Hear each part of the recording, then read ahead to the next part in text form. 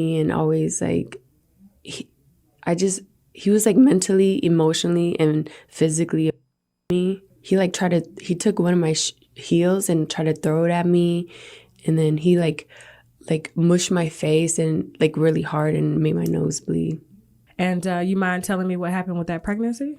I told him, and he was like, you're gonna get it right. And then I was like, I don't know.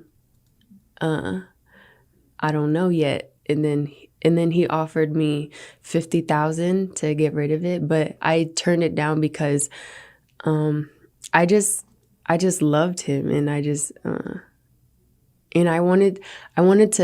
was like trying to prove that I wasn't the girl that wanted him for money. Okay. I just care about him. But what most people don't know is that after this interview, Diddy actually forced Gina back into a relationship with him again. He even forced her to do a whole press run to say nice things about him and their very toxic relationship so he could clear up his name and people would forget everything she said in the interview with Tasha K. In fact, back in 2021, Gina had an interview with the Jasmine brand where she said, "At the end of the day, I really value the friendship that him and I have. He did bless me in a lot of ways. I am going to be forever grateful and respect him." However, things got real messy when Diddy started hooking up with Miami. So that drama started when news hit the internet that Diddy had gotten another woman pregnant while he was still in a relationship with Miami. Gina posted a clip with her lip syncing to the lyrics, "You doing all this extra shit, you stupid B," and added the text, "When she beefing with you over a guy, but whole time he got somebody else pregnant." She also said in the caption, "City girls down by 1,000. Hey, you doing all this extra shit, you stupid.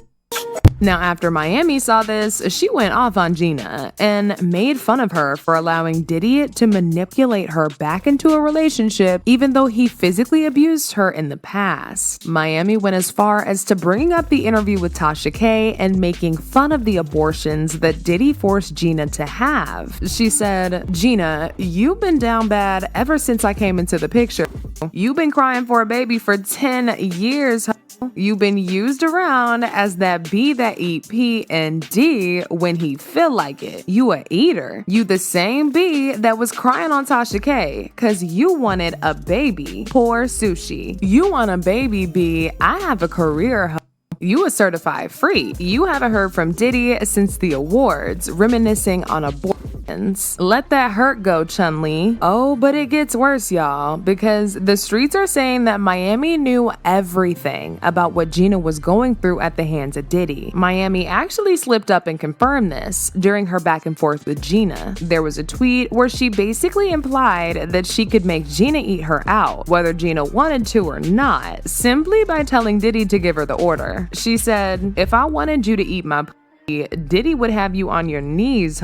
You a eater." Chill. I mean, we all knew Miami has been Diddy's ride or die for a while now, but I definitely didn't expect her to be an accomplice torturing his victims. This is just crazy. This also explains why Miami has been very quiet ever since the allegations came out. Most people thought she wasn't saying anything because she was scared of Diddy coming for her, but it looks like she was allegedly Diddy's accomplice the whole time because she knew everything about him and chose to stay quiet. Miami was also caught going off on a fan who left a comment about Cassie's lawsuit under a picture of her and Diddy. But once again, she didn't care and told the fan to get off her page. The person commented, "You ain't learning from Cassie's sister," to which Miami replied, "I think you under the wrong page, LMAO. Jaguar Wright also hinted at Miami being Diddy's accomplice when she blasted her for leaving Diddy after he cut her allowance from $500K to $250K a month. According to Jaguar, the reason why Miami felt offended when Diddy cut her allowance was because she was the one keeping all his dark secrets, and she was expecting him to compensate her for keeping said secrets. What the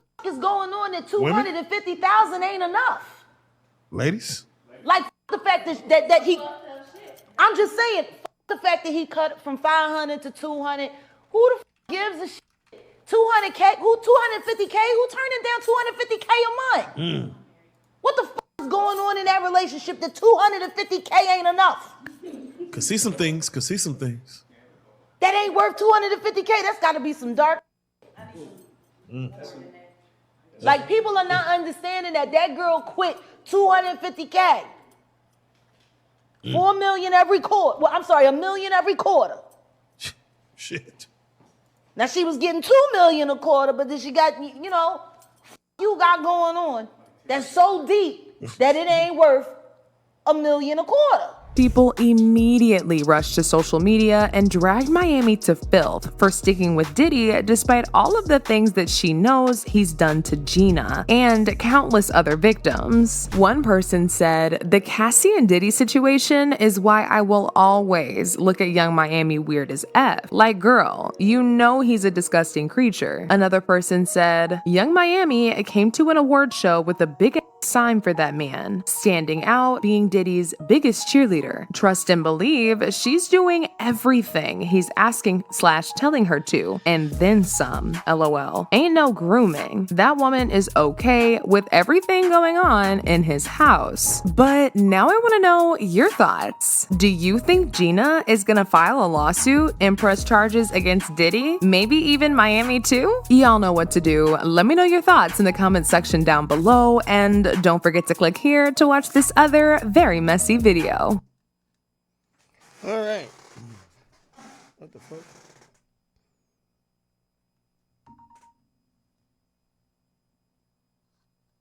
Okay, there we go.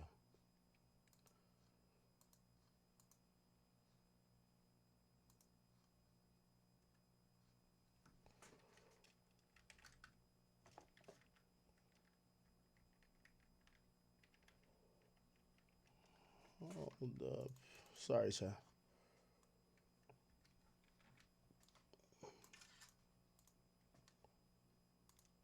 Okay.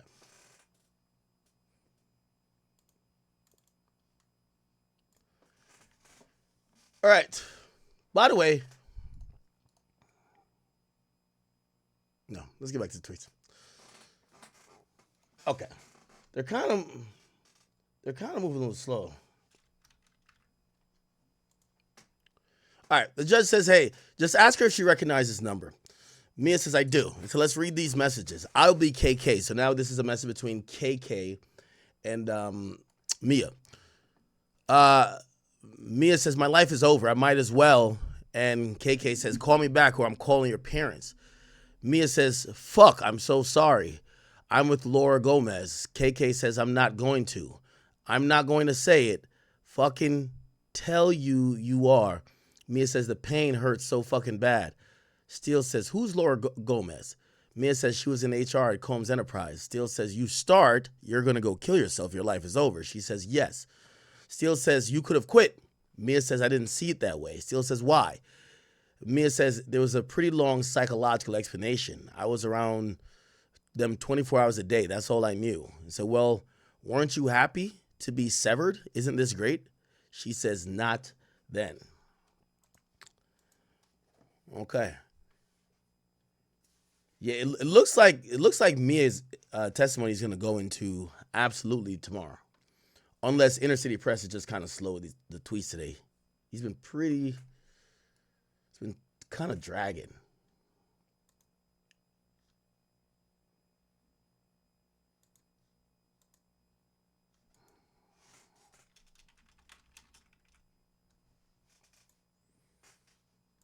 Okay.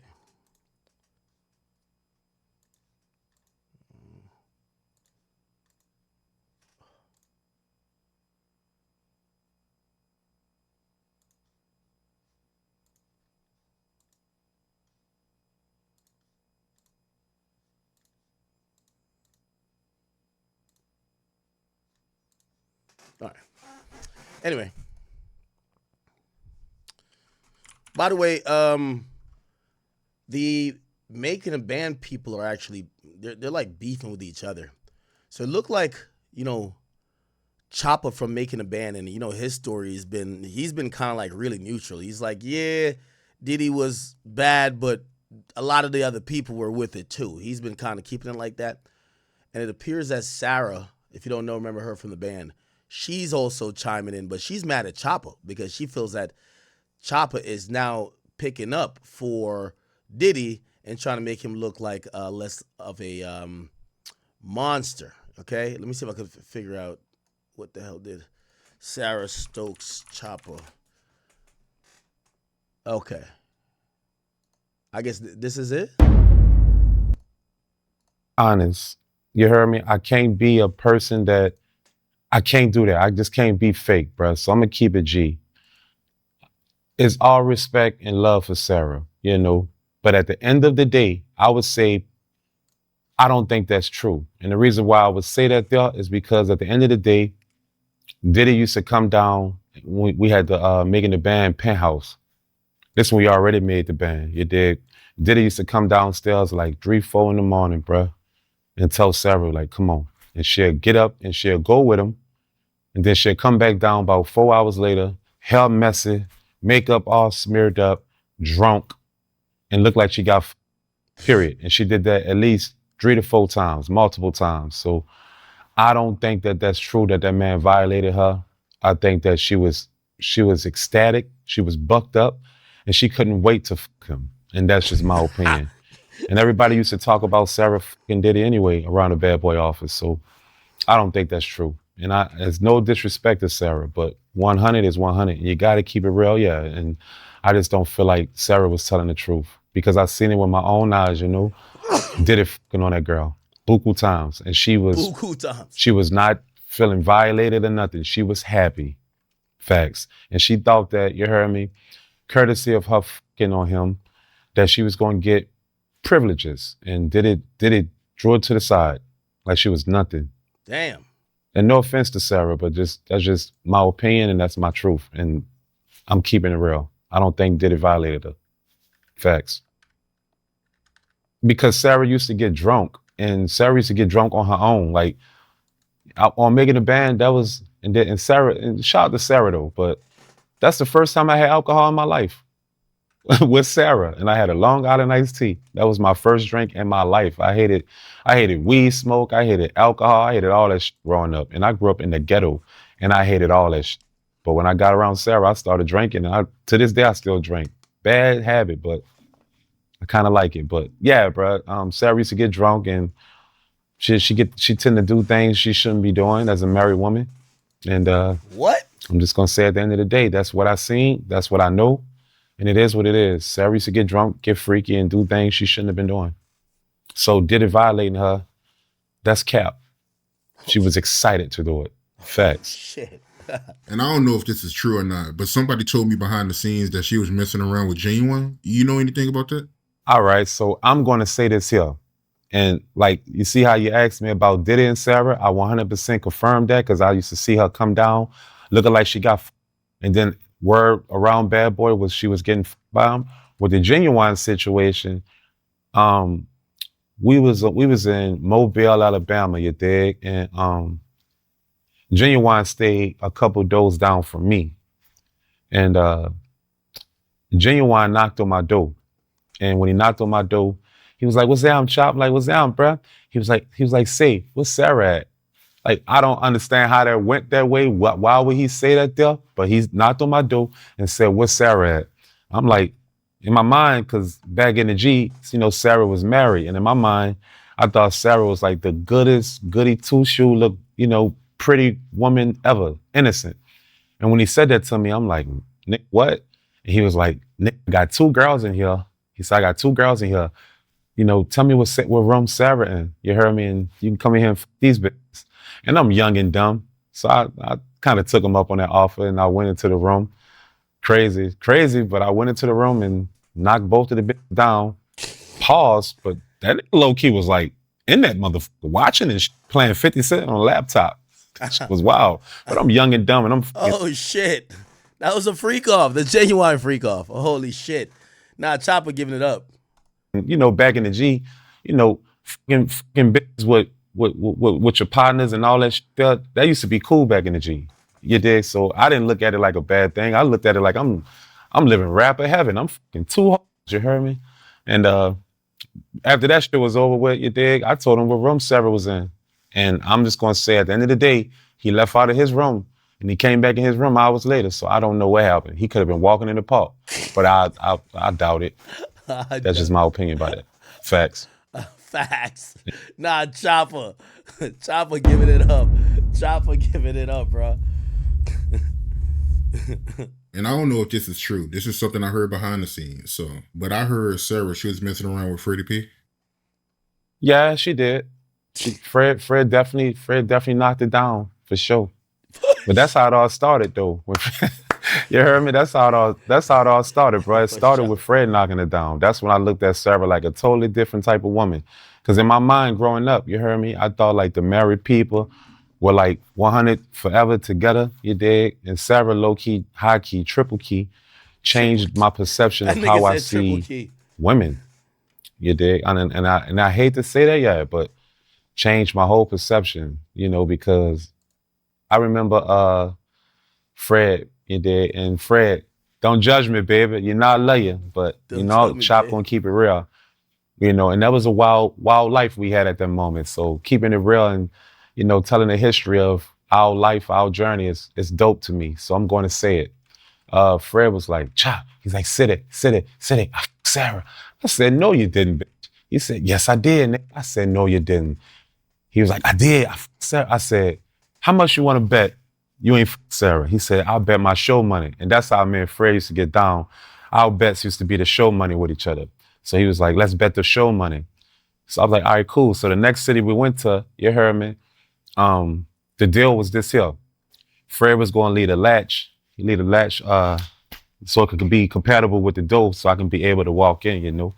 And if I walk in and see it, I lost the bet. And basically that's exactly what happened. We went to another city. We was actually in New York City and we was standing in a hotel.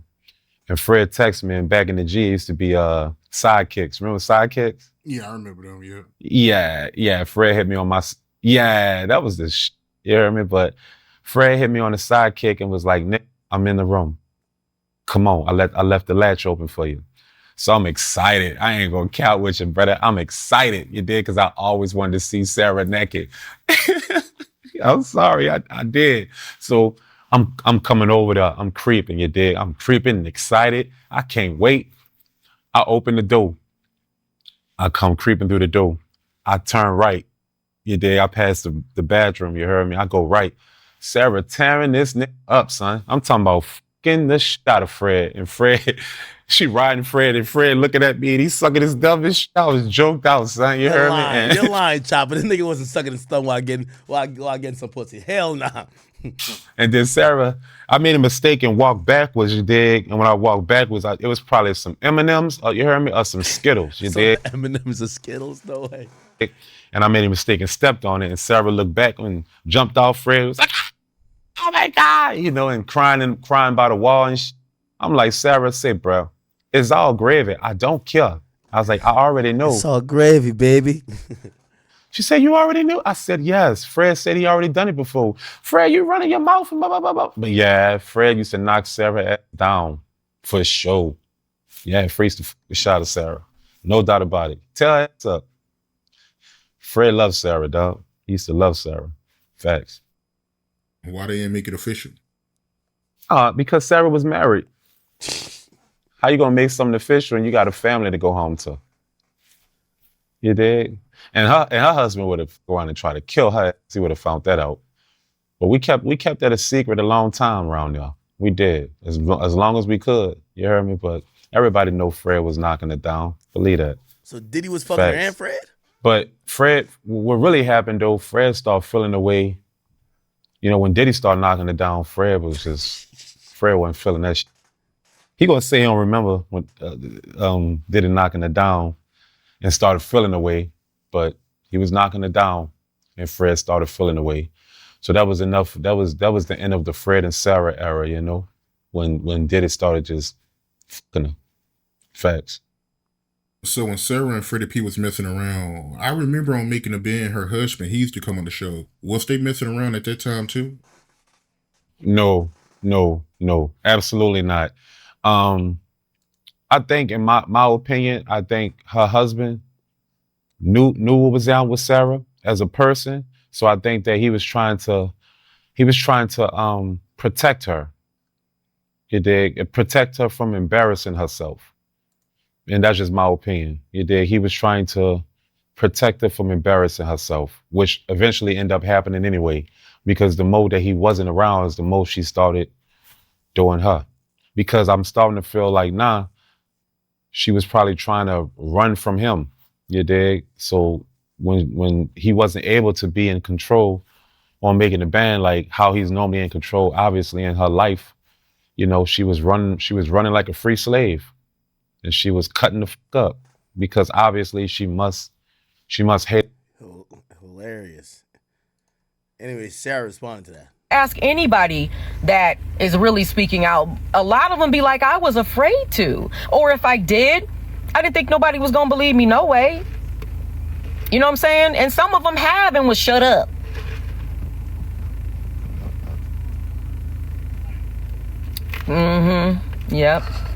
Yep. What up, Nikki? Hey! What's up? Thank you. Thank you, honey. I be trying. You know what I'm saying? I appreciate all y'all for loving me and showing so much support. Y'all have no idea, especially from what I have just been. Thank you so much. Is it Julius? Julius? I'm so sorry. Forgive me. Guys, like, oh my God, see, that's the thing. There's so many lies. Like, man, y'all don't understand. I was about to say something real crazy, but I have to tell myself no, Sarah, because God is going to, he's going to fix all of those lies. He's going to turn that stuff around, because yes, they are lies. They are lies. And it's really Diddy was cracking. Sad that it's coming from somebody that you would think would be supportive of you. And which is what I heard him say, is he supported me and was proud of me and was going to stand up for me. And then he went on there and he completely did the opposite and lied on top of it. And so now you got everybody looking at it like, oh my God, she did. And I'm just sitting there looking at this interviews and stuff like, what is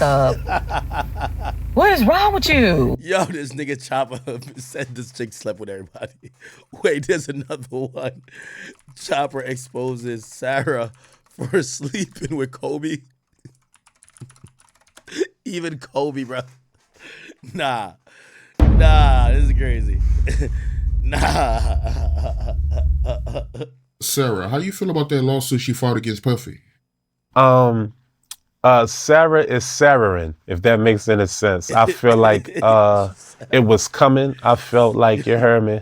Sarah felt like I was sabotaging her for her getting the suit. Now, on one behalf, Mighty Brad, I feel like she's right on the terms of, you know, Diddy making us sleep in the same bed together.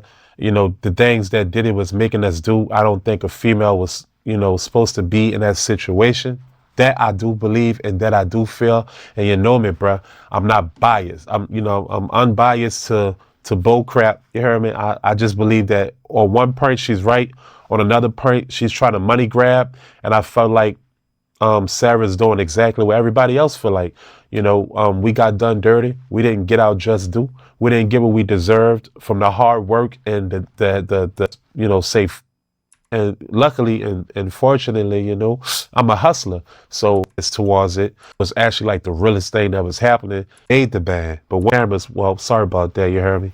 We got so used to the cameras that it became normal. So we really quite didn't realize how much of history we were making. Yet and still how much of trauma we was going through as well. You know? That makes sense? So it's a bittersweet situation with Sarah. And then you know, from the interview that I did last time, you dig, some people felt like I was putting Sarah on blast and it wasn't my business to put her business out there with Fred. And I thought long and hard on it. And I said to myself, maybe they right.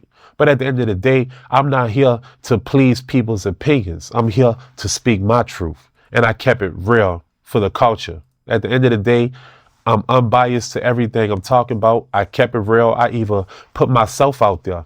You heard me? That's how unbiased I am. So, but I couldn't let Sarah lay back there, get on the documentaries and speak false about Diddy, because that's not what happened. And that's just the real.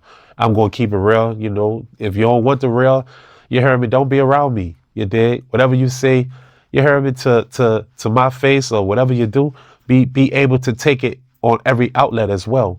Be 100 about everything that you do. You know, maybe it wasn't my business to put it out there, but at the end of the day, you know, it was my business. Period. It was and it wasn't. You did take it how you wanna. Believe that. That's how I felt about that. And like I say, I feel like it's a bittersweet situation. It's because All right, what about Kobe? I don't think Diddy owe us anything, yet he owe us what we worked hard for. So, you know, Sarah doing whatever she do, I think it's a bittersweet situation of whatever she's doing. I don't think 100%, you know, that it's coming from a malice situation, yet it's coming from a malice situation. It's kind of like a take it how you want to outcome, if that makes sense, bruh. It's a take it how you want to outcome. Because she's doing it maliciously, and then Ashley could have been the first one. You know, it didn't have to be Cassie taking the initiative to start it. If he sexually harassed you, you should have been the first one. And the show has been 20 years ago. It should be no reason in the world, you heard me, that you ain't been the first person to put it out there. Because honestly, I felt like that would have been a better outcome for you than trying to do it now. If that makes sense, bruh? Yeah, that makes a lot of sense. So how you feel about her sending out cease and desist? She sent me one, you one. How you feel about that, man? Oh, when it comes to us. I say, bruh, I didn't care. It's because at the end of the day, you got to have proof. You know, and you got to go to court. You heard me? And I knew in my mind that Sarah was going to lose that case, because at the end of the day, I was keeping it real. And then Fred doubled back. And Fred, basically, he didn't want to say it, but, you know, he had to say it because it was the truth. You know, Sarah tried to put the cease and desist out there to make it seem like I was lying, but I wasn't lying. I was keeping it real. You dig? Everything I say on here is 100%. And that's why I love this platform, is because you bring people on here and people be brutally honest. And I'm one of those people. So I guess the people respect honesty. So I didn't feel no way about the cease and desist. How did you feel about the cease and desist? Damn, that's crazy, huh? How you feel about it, for a situation? Did it sound like I was Jaguar writing? Did it sound like I was exaggerating it? Or did it sound like I was keeping it real? From what you thought at the moment towards when it finally happened, towards you knew I was keeping it real, you know? Nah, it sounded like you was keeping it real. Thank you, because I was. Yeah. Shout out to Sarah, though. But speaking of Sarah, right, before we get off of her, and you already know I get a whole lot of emails and DMs from people giving me information. So, you know, I want to ask you and see if you know. I heard she was messing around with Kobe. Who told you that? Hey, somebody emailed me that. You know, somebody told me the next time I interview you, you know, ask you about that. I would 100% say that was actual factual. Rest in peace to the greatest of all time. You heard me? And I don't want to say anything to disrespect his This chick done fucked everybody, bro. Family, but I got to keep it real. Yeah, she had a little rapport with Kobe too. Yeah.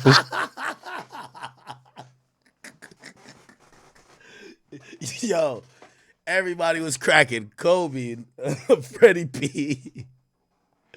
Sure, I ain't gonna cap about that. Email me that. You know, somebody told me the next time I interview you, you know, ask you about that. I would 100% say that was actual factual. Rest in peace to the greatest of all time.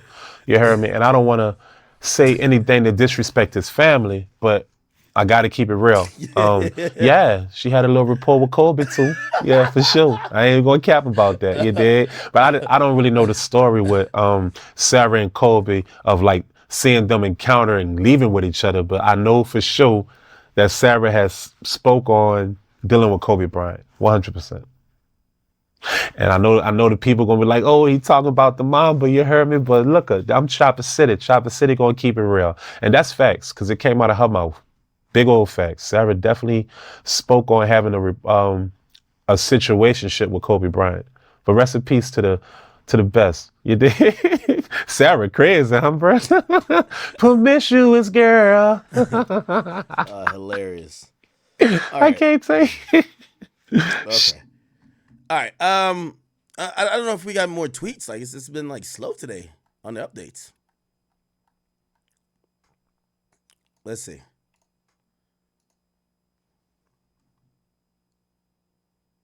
Okay, here we go.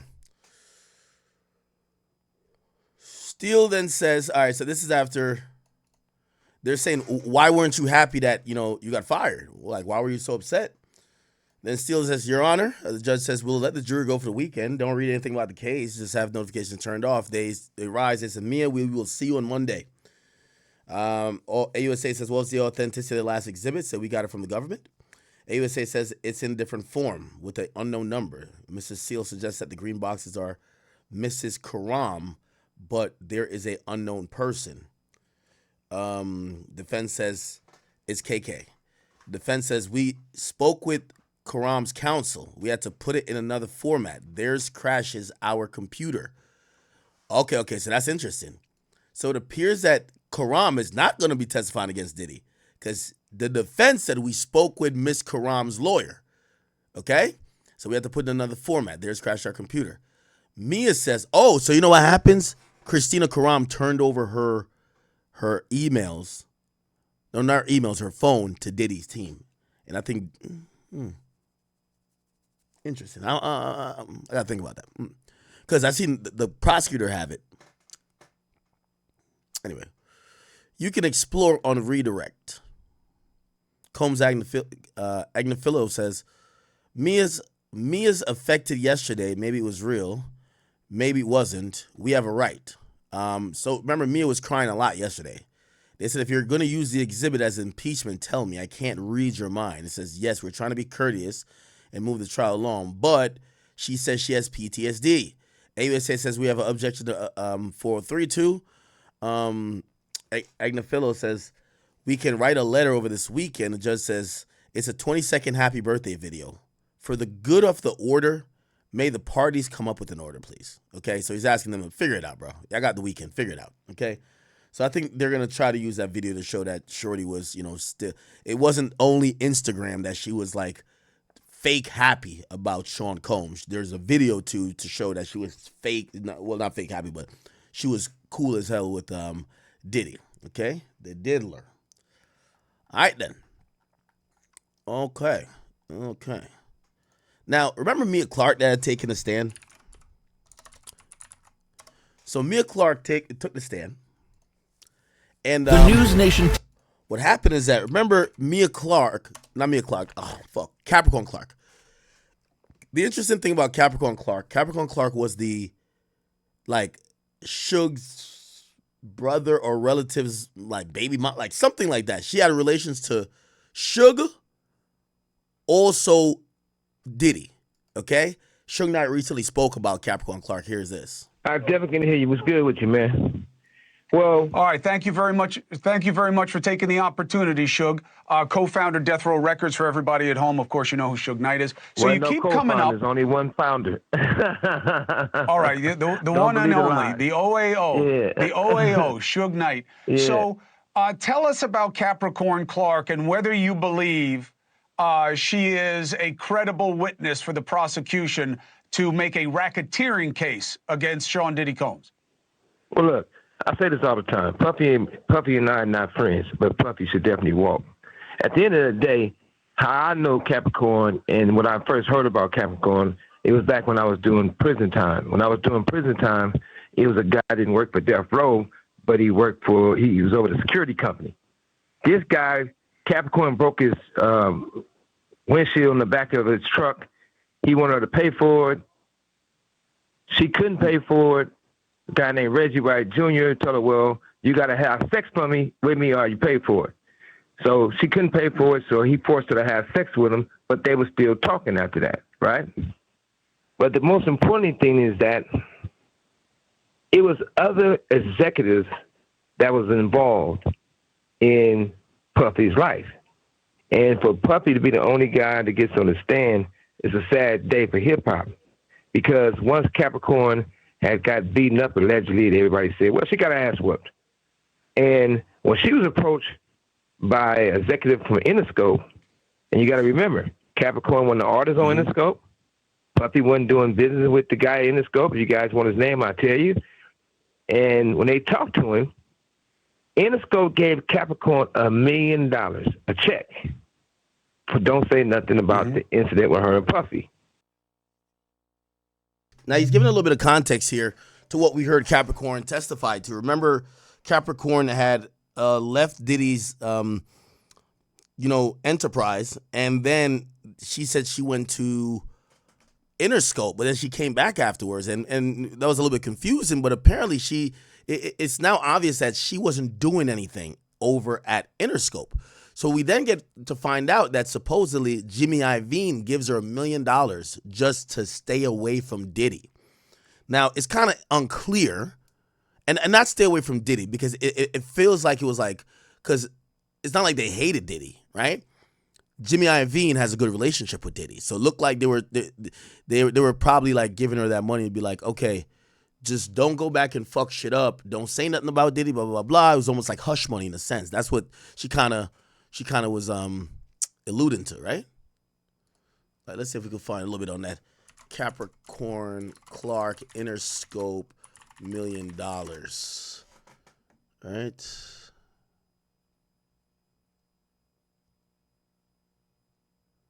And that was after Diddy pushed her, supposedly, right? Here we go. That summer of 2006 way. He said, "You hate it here? Get the out of my house. You hate that." And in listening to Bigot, there are reasons. So again, she had left to work at Interscope, and then she came back. Puffy's life. And for Puffy to be the only guy that gets on the stand is a sad day for hip hop. Because once Capricorn had got beaten up allegedly, everybody said, well, she got her ass whooped. And when she was approached by an executive from Interscope, and you got to remember, Capricorn wasn't the artist on Interscope. Puffy wasn't doing business with the guy in Interscope. If you guys want his name, I'll tell you. And when they talked to him, Interscope gave Capricorn $1 million, a check, for don't say nothing about the incident with her and Puffy. She got mad because she had to pay taxes on it. And she thought it was a settlement where she didn't have to pay taxes on it. So when Jimmy Iovine gave her that check, that's when all hell broke off. But at the same time, I don't think this is a case where Puffy should be going to prison. And do you believe Capricorn is Capricorn believable with this story with Diddy? This is what I do know. I was in New York. And when I was in New York, it was me and a limo driver. That's it. I'm in different spots, eating just by myself. I walks out, I see Capricorn, and I see another bitch. So those two hung out with me in New York, from restaurants to running around to doing whatever. So I don't know if the part that she was so scared of Puffy that they wouldn't talk to me, because I'm hanging out with them in New York, just us three. And I'm not here to badger nobody, but at the same time, when Reggie Wright Jr. basically made Capricorn, she said it over and over and over, I don't want to have sex with this fat I don't know if I can cuss on here. I just have sex with the fat man. Too late. But, okay, but they did. And she continued to be around, right? But when it's all said and done, how could every person who was involved with Puffy is not on the stand, except for Puffy? I get at some point, I get it. The law got to be blind. I get it. Suge, and thank you very much for giving us. Hey, for sure. Go one ahead. last thing before I go, you got to remember, Death Row and Employees and Bad Boy was really good friends. A lot of them. Reggie Wright Jr. and the other guy that be with Puffy, I forgot his name, the other fat dude, right? But they called Reggie Wright Jr. to do security for Puffy and Biggie the night Biggie got shot. So I can't see that they will look at Capricorn affiliation with Death Row that bad and that type of threats. I'll be surprised. Gene, that's his name. Gene and Reggie Wright Jr. is great friends. So that's got to be understanding there's something there.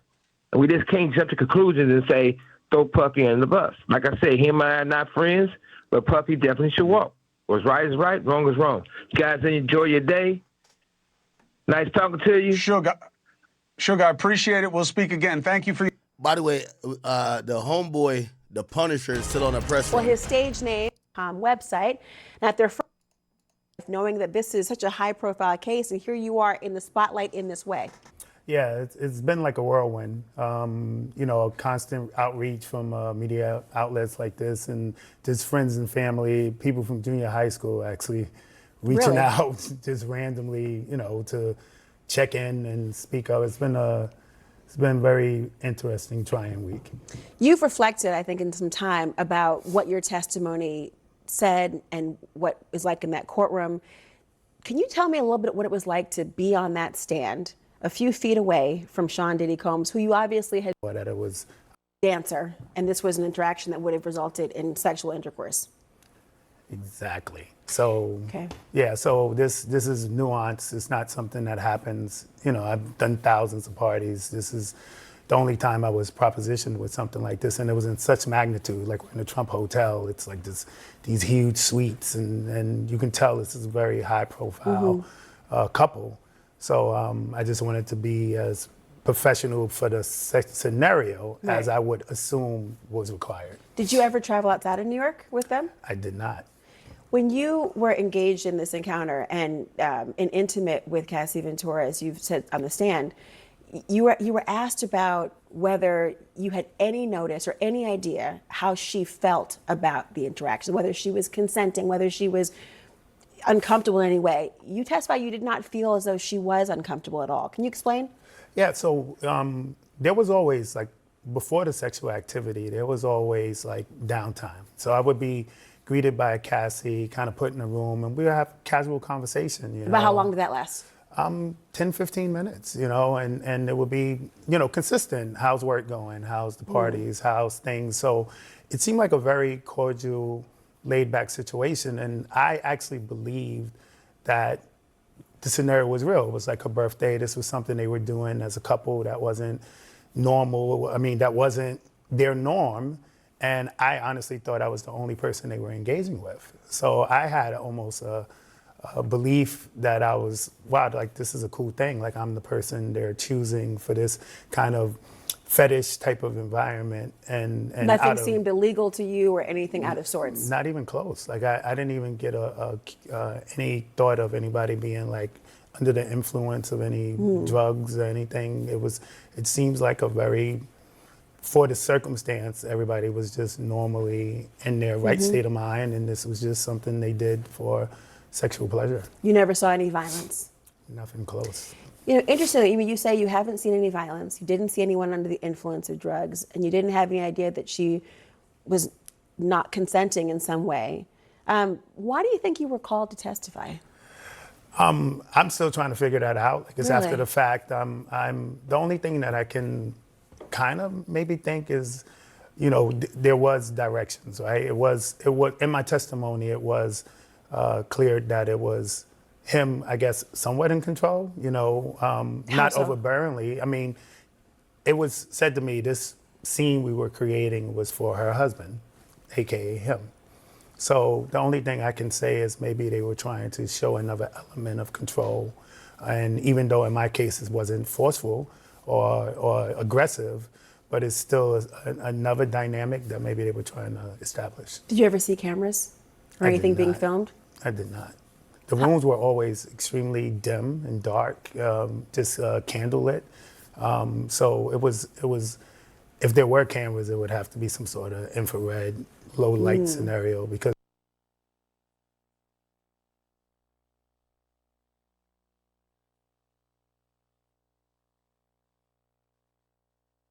Yeah, I seen y'all say it, and yeah, I just posted on Instagram. Big 45, aka Big 47 as well. His name is Donald Trump. Dressing with caution. He was asked if he would think about potentially pardoning Diddy. if Diddy was actually convicted, and this is what he said. You mentioned once in 2012 that Diddy was a good friend of yours back then.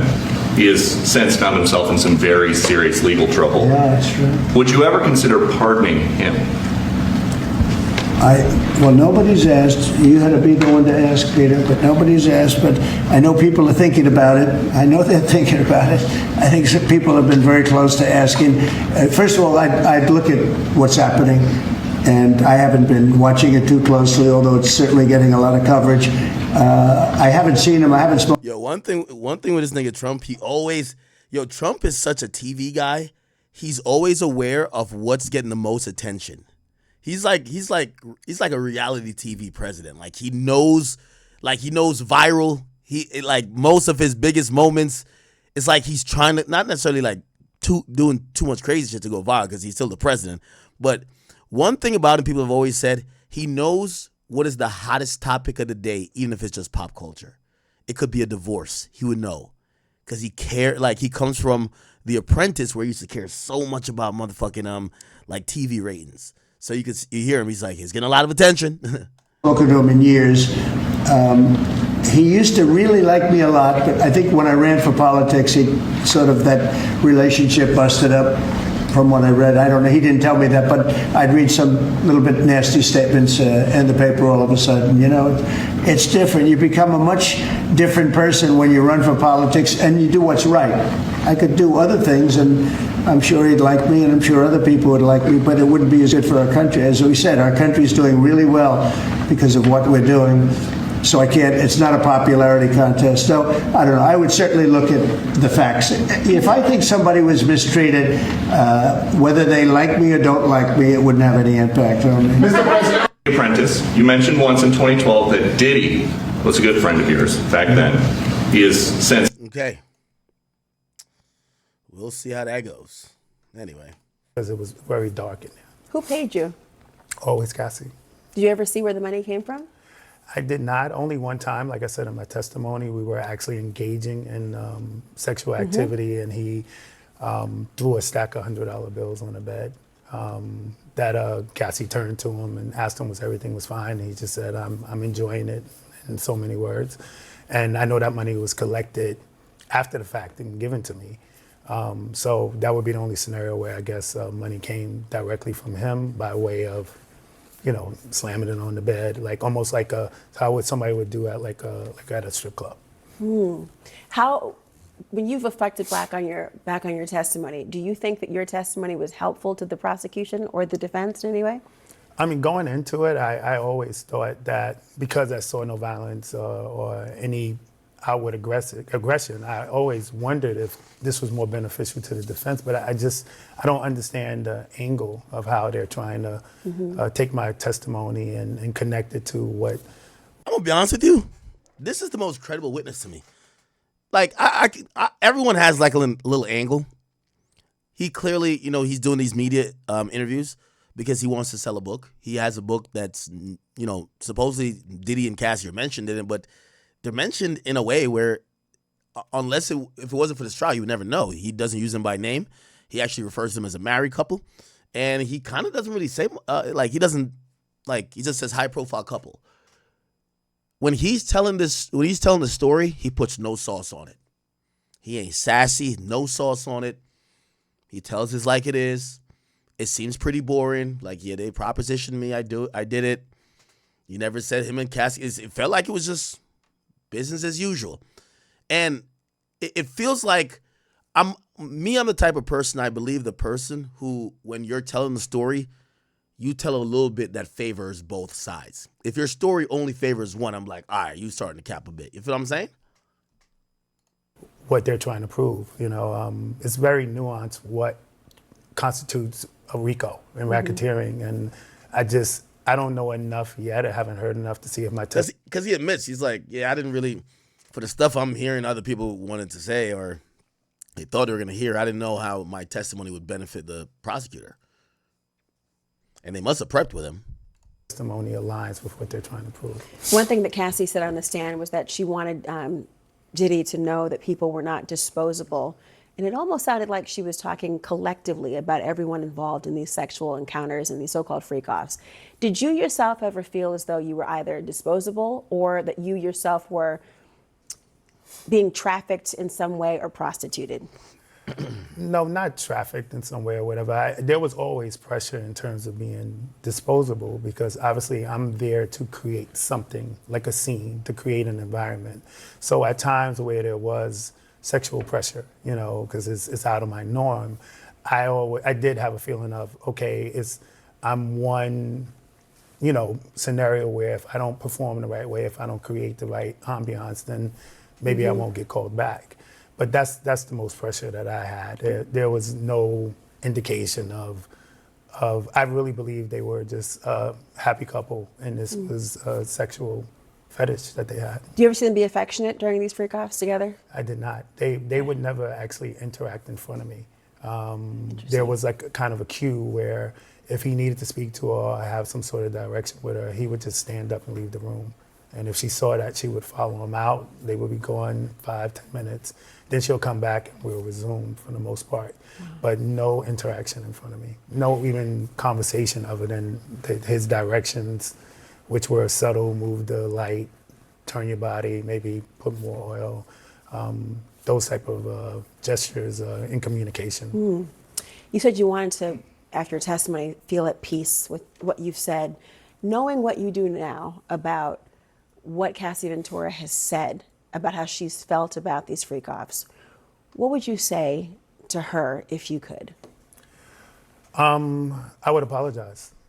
I would apologize because I had no idea, no indication what she was going through. And if, you know, obviously my involvement kind of furthered her suffering, you know, so just me knowing that as a man, you know, being raised by a single mom and a grandma, you know, just the thought of partaking in a scenario where a woman is possibly being abused is tough to hear. So, you know, I would just apologize to her and, you know, tell her that I was really remorseful and regret if I contributed to a bad experience for her. Wow. You know, this guy's a straight shooter. I rock with him. I ain't gonna cap with you. Your perspective. Hey, remember one thing. Don't live reverse. That nigga Suge. I'm not saying Puffy not guilty on majority stuff. He'd probably be more happy in prison than in the streets. Because at least in prison, he can get all the baby all he wants. Puffy did have sex with too many higher up people in the industry. Now, I'm not talking about women. It's a big world, but it's a... Well, number one is this. To say he's part of a racketeering and make a case, they would have to put other executives in custody also, which they would never do. It's a guy named Jimmy Iovine. What? We was, you know, I consider him family. Been known him forever. Jimmy Iovine used to be a second engineer, and then he started working for Interscope, and I made that company. I built that company, me personally. And Puffy beat up a girl named Capricorn. Beat the shit out of her. Jimmy Iovine, one of Puffy guys, and Puffy approached Capricorn. And Jimmy told Capricorn, you're going to take this money and you're going to shut your mouth and leave it alone. And I'm going to give you $1 million. Puffy didn't give Capricorn $1 million. Jimmy Iovine gave Capricorn a check from Interscope. And Universal should be ashamed of their fucking self that this big old publicly traded company will allow Interscope to give this girl $1 million check. And this woman, should just to be clear, Capricorn Clark, she's actually been giving evidence in the case. She was your former assistant, and she... No, she wasn't my assistant, but she did hang around death row. She was Puffy's assistant. After she hung around death row. But what I'm trying to say is... She worked for death row. Jimmy gave her that $1 million check. She got mad because she felt that's a settlement check, and the settlement check, you don't supposed to take taxes out of it. So when they told her she had to pay taxes on it, she'd get pissed. But I feel bad for Capricorn, not because she's just lying, but I feel bad for Capricorn on the simple fact she went through a lot But the other part about all this, if you're not going to say nothing to Jimmy and Interscope for doing something illegal, why would you just put Puffy in prison? The other thing is that, yeah, do Puffy do weird stuff? If Puffy got on the stand and told the truth, I know he'll walk. If he got on the stand and say, look, I'm gay and straight. I mess with guys. I mess with women. I do it all. Puffy not guilty for the things he did to these people. He's guilty for being a cold, freaky man that want freaky things done to him. But in the Cassie situation, they could not say he was having sex with the men also, because that'll make him like his orgy. It won't be like sex trafficking. It won't be like forcing stuff to do. But at the end of the day, there's no way Puffy should go to prison for the rest of his life. He should have. I think that. Go ahead. I was going to say, Suge, you talked about Capricorn Clark, that he beat her very badly. He beat Cassie Ventura very badly. He was clearly very violent towards women. That's not a nice man, somebody who does that, clearly. But what you're saying is you don't. My point is this. I didn't mean to cut you off, but it's like this. I'm not saying Puffy not guilty on majority stuff. He should go to, and he's done, right? Because even if he went to prison, it'd probably be a better thing. He'd probably be more happy in prison than in the streets. Because at least in prison, he can get all the baby all he wants. He can have all the men he wants, anyway, anyhow, and all day and all night. But what I'm trying to say is that some of the things, the charges is not true. But I know they're not going to let Puffy go to prison. You know Puffy not going to go to prison. They been knew that Puffy was beating these women. They been knew what Puffy was doing with these men. They been knew. I told people before that in Hollywood, and by the way, they never tried it with me. In Hollywood, we go out there with Andre Young, we go out there with Puffy, we go out with any of these people that used to be in that building. They go talk to Jimmy and all these other guys. Russell Simmons, Andre Arell, they had the thing where they take a hard-boiled egg. And it sounds nasty, but if the egg can go in these guys' rectum and it don't bust, they think they're doing a great job. And if you look at the pictures, you'll see Puffy and another actor. The guy was married to Katy Perry. After I said this, people start finding pictures of these guys holding up the hard-boiled egg. Only thing I'm saying is, the bottom line is this. That because Suge Knight don't wear a shiny suit and dance in the videos, I'm in prison illegally. I'm kidnapped. If it was anyone else, they'd give me a warrant and I'd be free. But since that is the other way around, they can get Puffy telling people they want to kill me. They can say they come in with guns to kill me. They can say they come in to do this. They can have people who shot me in One Oak do songs about shooting me. If you look at those people, who is those people in bed with? That's the question. It comes back to Puffy. If the FBI can tell me that they're trying to kill me, if authorities can say they're trying to kill me, and I've been shot different occasions, and the very first time that they try to kill me and I get away and somebody happens to die and I get to go to prison, when you really look at it, Puffy didn't have sex with too many higher up people in the industry. Now, I'm not talking about women that get convicted. That's what I believe. You're talking about senior male record company executives. Exactly. Extraordinary. Let me just finish, Suge, by asking you this. You were there when one of the all-time most famous music icons was killed. You were sitting next to him. What was the last thing that Tupac said to you? Well, The crazy thing about it, nobody followed us, nobody came, nobody come to help. And as we sitting there, I looking at him, he looking at me. I said, man, look, we ain't gonna go straight ahead this way to the hospital. I'm gonna do a U-turn, and we gonna go to the hospital off of Las Vegas Boulevard. He said, why? I said, because it's more lights and more people. And he said, well, let me drive. I said, I'm driving. He said, man, you bleeding all through your head. You can't see, I can see. And we was listening to oldies at first, but on the way towards the strip, he put in a song that says he did it about me. And I said, I did. I never had a situation to have a conversation with Puffy. Now, I think he's gonna address this idea because they keep mentioning it in the trial that Diddy pulled up on Suge. Majority of the time, Puffy see me, he going out the back door or going down the street somewhere. Only time that I ever had a conversation with Puffy, and it wasn't even a real conversation, I was at the Roosevelt Hotel having dinner.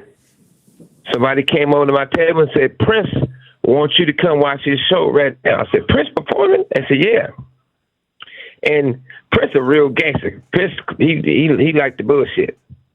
So I go in, and they set me at a table with Puffy, Nas, a few other people. Prince playing his guitar, and he walked to the table and looked at me, looked at Puffy, and started laughing. You could tell he planned the whole thing. Next thing I know, I lean over and tell Puffy a few words, and before I can finish my sentence, Puffy gets up, his people gets up, and they cover him with coats and run him out the hotel. And what were the words you said to him before he ran? You got a lot of explaining to do. Rat well, I ain't gonna cuss on your show. I said, you got a lot of explaining to convince me that you didn't have nothing to do what they said you did. So that's that. But you got to remember one thing. Oh, yeah, I said, what's the egg test?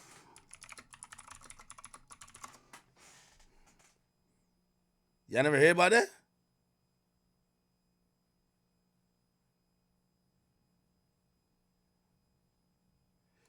Here's the egg Hey, test. Suge, thank you. One of the things is this. I don't care who you are. Prison and jail is a negative environment. If somebody can do something to them and get a name for themselves, they're going to actually do it. Or if they can do whatever they feel they got to take the money from you, they take it for help. God bless us to have a voice. Let's use our voice. I had told Puffy a while back. I told T.D. Jackson a while back. Come on, collect calls. We can politic. Because one thing... Fuck that. I didn't listen to this. They used to have a joke. They never played this joke with me. And they used to walk in the Interscope office. They'd go back there and they'd be like, hey, we passed the test. I said, we haven't did the test. One dude said, well, don't say that in front of Mr. Knight because he's going to take it offensive and hurt somebody. I said, well, whatever it is, I probably will take it offensive or somebody will get their ass whooped. You know, that was me in those days. They used to have these guys, they used to call it the boiled egg test. They used to take a boiled egg, a raw boiled egg, and have those guys put their pants down and bend over and they stick it up their ass. The eggs break, they say they're not ready yet. They ain't put enough work in. This is Hollywood. So everybody want to go. So the Diddy and Cassie situation has been getting freakier and freakier by the day. The more and more I hear about these allegations, Diddy is a freaky man, the king of the freak-offs. And Cassie, you feel me, she was young, vulnerable. But like what Ak said, she could have left. Like, Diddy was not holding her well. You know, this is what's hard for me. Allegedly, Diddy wasn't holding her hostage, but she said on the video that came out in the hotel where he hit her over and drug her back, she was trying to leave one of the freak offs, and Diddy said, "Oh no, you're not gonna leave the freak offs. You gotta, wait till the dude, bust a nut allegedly, then all over you, then scrape it off, go in the other room and rub it on my nipples." That's what he wanted. It sounds so crazy to say, but that's what Diddy wanted. Like, we seen him in the robe. I thought he was just fresh out the shower, but allegedly he was probably butt naked. I'm surprised there was no baby oil on her or him, or she wiped it off. That's why he was so mad. It was no baby oil on. Hey man, I genuinely feel bad for Cassie. I feel bad for her husband too, because he has to be in court and he's listening to all these things. And I don't really think Cassie's lying about anything. Like, Cassie just seems like a nice girl, probably like gentle, innocent, like, and she just wanted a career. Like, man, I'm struggling here because I want to be very, very honest about everything, like my point of view. I don't think Diddy was the best of best people, and I think everything he did to Cassie was wrong, and it was definitely manipulative and all that stuff. But like, is it sex trafficking though? Like, this is what he's charged for. Like, domestic violence, yes. Assault, yes. Like, probably a bunch of other crazy stuff, yes. But sex trafficking, bro, I don't know if you could say he was sex trafficking. But it's only day 2 of the trial. And I'm gonna be very, very unbiased about every single thing I say. It's day 2 of the trial.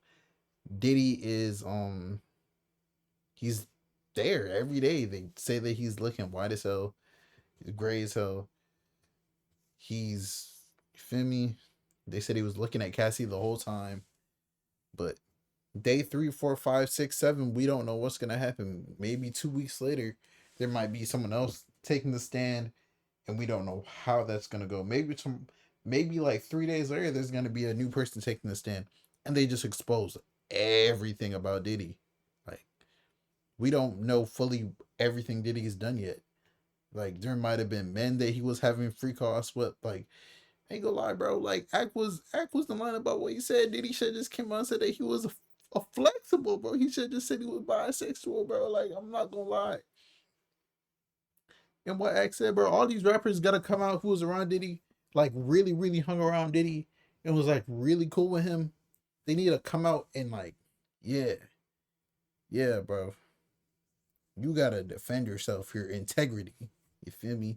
But your boy Big Act News. Make sure you like, comment, subscribe. And do you feel like Diddy's innocent, or do you feel like he's guilty? And we're talking about sex trafficking. Like, we're not talking about is he a good person or not. Do you think he's guilty of sex trafficking, Cassie?